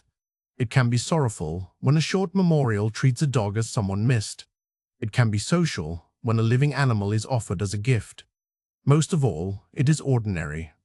These pets enter rooms, hands, poems, and memories, close enough to show affection at daily scale. In Greek life, dogs moved easily between work and affection. They ran beside hunters across rough hills, kept watch near doors, and followed people through streets and courtyards. Stories gave them memory too. Argos, the old dog of Odysseus, is remembered for knowing his master after years away. In art and writing, such dogs are not only background animals. They are alert bodies beside human lives, useful, loyal, and sometimes deeply known. On some Greek grave markers, the animal is not treated as a nameless thing. The words can speak of a dog who was swift, faithful, missed, or dear to the household. Such lines matter because grief is specific. A person did not mourn all dogs in general, but this dog, with this character, this place in memory. In a few carved sentences, an ancient pet becomes an individual again. A hare given in Greece was more than a soft animal in someone's arms. In courtship scenes, it could carry a message of attraction, favor, and hope. The animal's quick body made the gift feel alive, not like jewelry or painted pottery. Yet this does not prove every hare became a lasting pet. It shows something narrower and still revealing. Affection could be spoken through a living creature. Painted Greek vases sometimes bring birds very close to people. A child may hold a small bird against the chest, or an adult may offer one in a scene of attention and touch. Texts also notice birds as lively household creatures. These clues feel intimate, but they still need care. A bird in the hand might be a pet, a gift, a symbol, or all three at once. Greek comedy and casual remarks give another kind of clue. Animals could be funny because the audience knew them well. A noisy dog, a pampered bird, or a creature causing trouble indoors did not need long explanation. The joke worked because such scenes belonged to daily life. Humor does not prove deep affection by itself, but it shows pets were familiar enough to be teased, noticed, and shared as common experience. A short line on stone, a painted moment on clay, or a quick joke in a play can feel small beside temples and wars. But these records carry weight. They show people noticing an animal's habits, remembering its place in the home, and giving feeling a public shape. Greek evidence is powerful for that reason. It lets affection survive in fragments, where one brief trace can make a vanished companion feel near. Across the sea, Roman homes make the evidence sharper and louder. Here, affection sits beside luxury and public opinion. Small dogs could rest close to their owners, birds could be adored or mocked, and expensive animals could turn care into display. Roman writers often laugh at excess, but their laughter is useful. It shows that pet keeping was visible, detailed, and common enough to become part of city talk. Chapter 27: Roman Pets, Luxury, Satire, and Grief. In Rome, the trail runs through many rooms at once. Wall paintings, household objects, poems, sharp satire, and grave inscriptions all help us see animals near human life. The evidence is not quiet. It includes tenderness, showing off, jokes about foolish owners, and costly habits that only the rich could afford. Roman pet culture feels crowded and social because animals were not hidden from view. They entered homes, conversations, and memory. Among wealthy Romans, a very small dog could be more than a house animal. It might ride in a lap, sleep near fine cushions, or follow its owner through private rooms. Its size made closeness easy, and its care showed spare money, leisure, and taste. A pampered lapdog could signal rank without a loud announcement. It was soft company, but also a living mark of elite comfort. A Roman bird could fill a room with song, color, and argument. Some owners cherished birds closely, teaching them sounds, feeding them by hand, and treating them as delicate companions. Poets could mourn a dead pet bird with real softness. Yet the same scene could invite ridicule. To critics, too much grief for a sparrow or parrot looked vain, childish, or wasteful. The bird became both beloved life and social mirror. Roman fish ponds take this luxury even further. Rich owners built costly pools for prized fish, especially moray eels, and some stories say they treated certain fish almost like favorites. We should hear those stories carefully, because Roman writers loved exaggeration. Still, the point is clear. A fish could not curl in a lap, yet it could receive attention, names, food, and feeling, all inside a display of wealth. Then a monkey appears near the Roman dinner couch, and the mood changes. It is funny because it copies human gestures, reaching, grabbing, staring like a tiny guest with no manners. It is exotic because it came through trade and empire. It is unsettling because the clever mirror is almost too close. Such an animal could charm a room, wreck a table, and turn luxury into comedy before anyone finished eating. On Roman tombstones for animals, the joke falls quiet. Small graves remember dogs by name, praise their loyalty, and speak to them as lost companions. Some inscriptions describe a pet running to greet its owner, or lying in a lap, or being missed after death. These words do not prove every Roman loved animals this way, but they do show something direct. Grief could carve a pet's name into stone.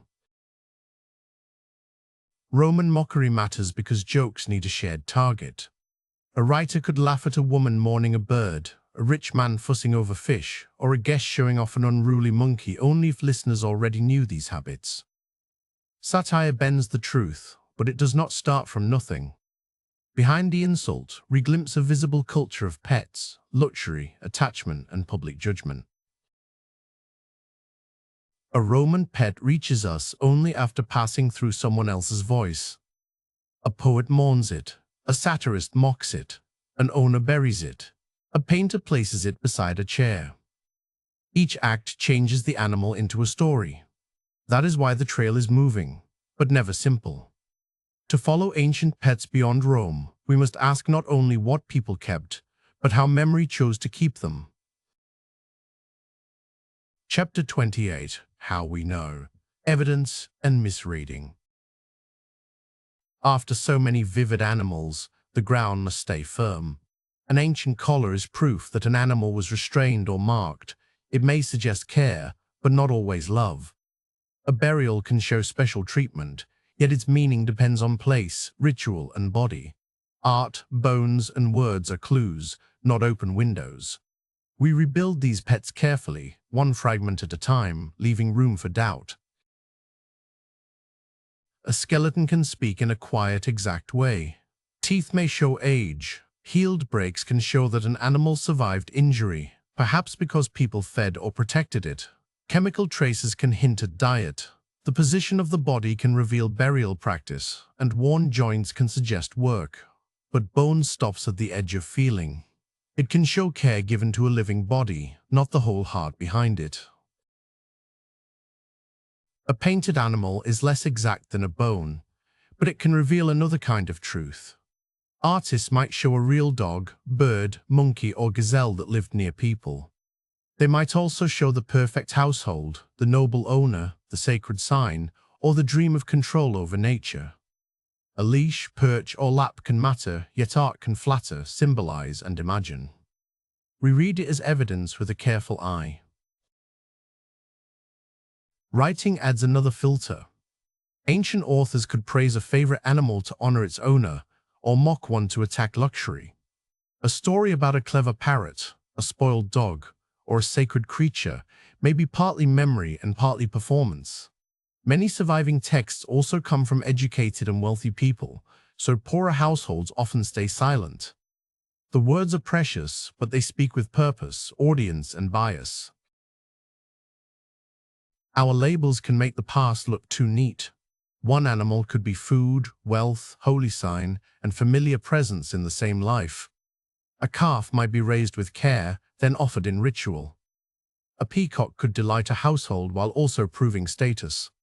A temple creature might have keepers who knew its habits. So pet, livestock, sacred animal, and display animal are not locked boxes.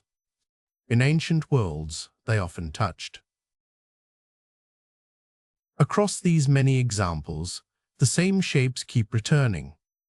People fed animals, housed them, trained them, watched them, and sometimes mourned them. They also tied them, caged them, traded them, sacrificed them, displayed them, and used their labor. An animal could protect grain, announce rank, carry divine meaning, or simply make a room feel alive.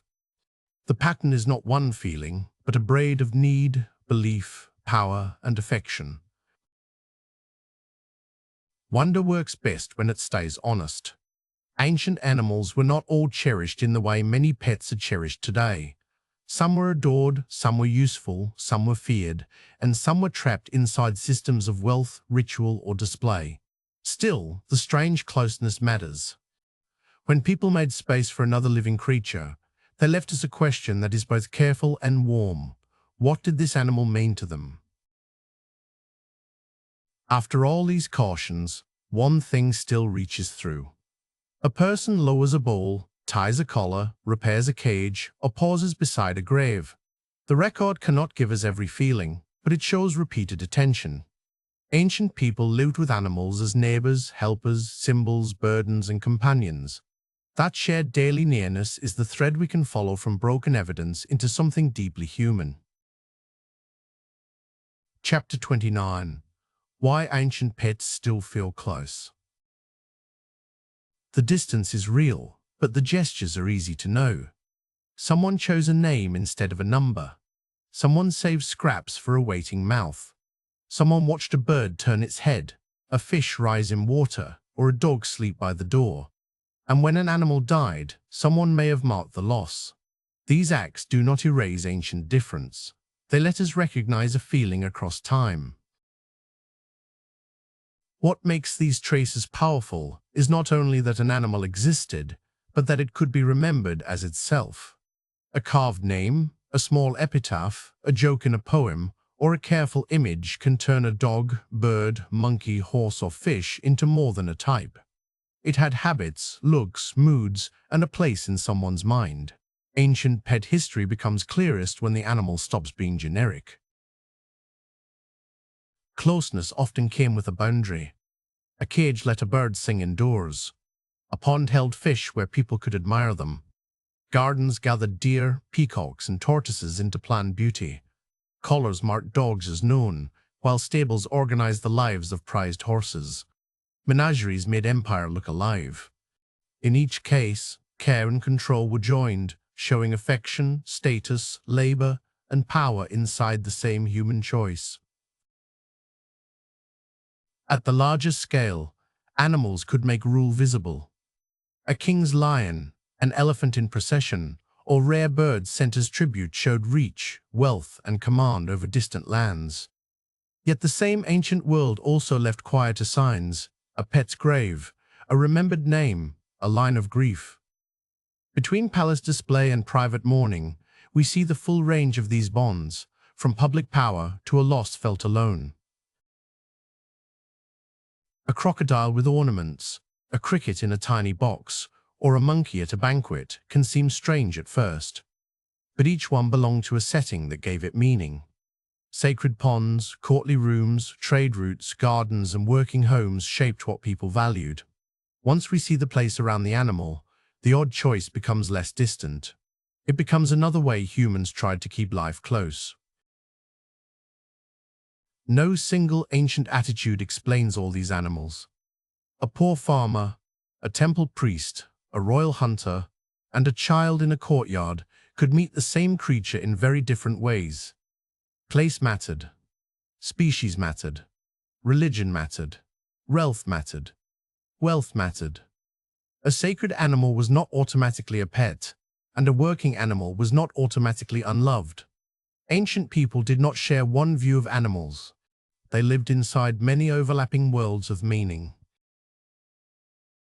What remains is not love itself, but the marks love and attention can leave behind. a grave dug with care, a worn feeding bowl, a collar made for one neck, a cage built to hold song, a painted animal under a chair, a name scratched into stone, or a few words of farewell. These traces do not tell everything. Still, together, they show hands returning again and again and again to an animal's life. From these traces, the journey narrows again. Not to a palace wall, a temple pool, or a royal park, but to the ordinary edge of human space.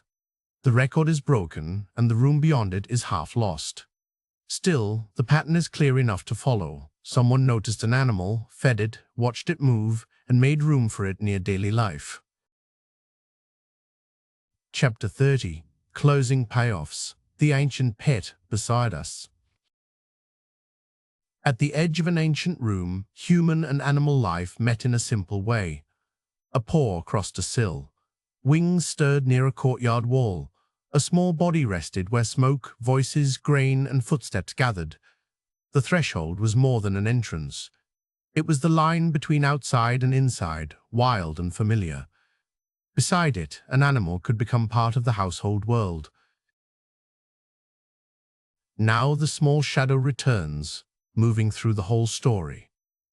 It is the cat slipping under a chair, the dog waiting near a door, the bird bright in a courtyard, the cricket singing from its tiny box, the mouse or rabbit held close by careful hands. Across temples, farms, palaces, and rooms, these animals were different in size and meaning. Yet each made human life feel watched, answered, and shared. The living charm was never only one kind of pet.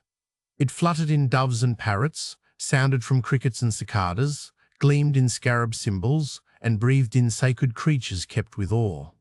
It also appeared in rare animals brought to courts and gardens, where beauty showed wealth as much as affection. Ancient people could read signs in animals, admire them, fear them, and still feel drawn to their presence. In the end, ancient animals often stood in more than one place at once. A creature could guard grain, carry a rider, sing in a room, or hunt beside a hand. The same creature might also point toward a god, a family name, a royal image, or a private memory. Use did not erase tenderness.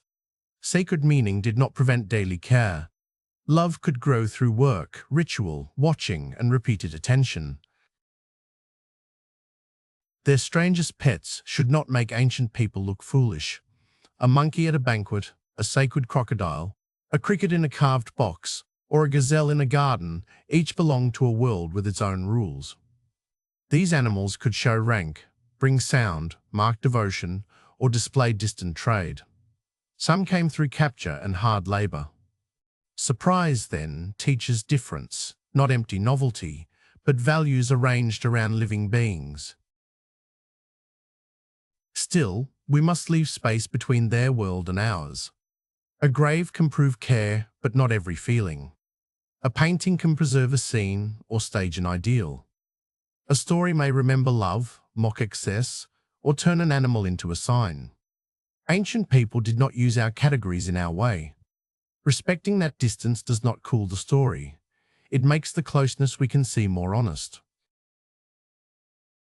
Across that distance, simple acts still reach us.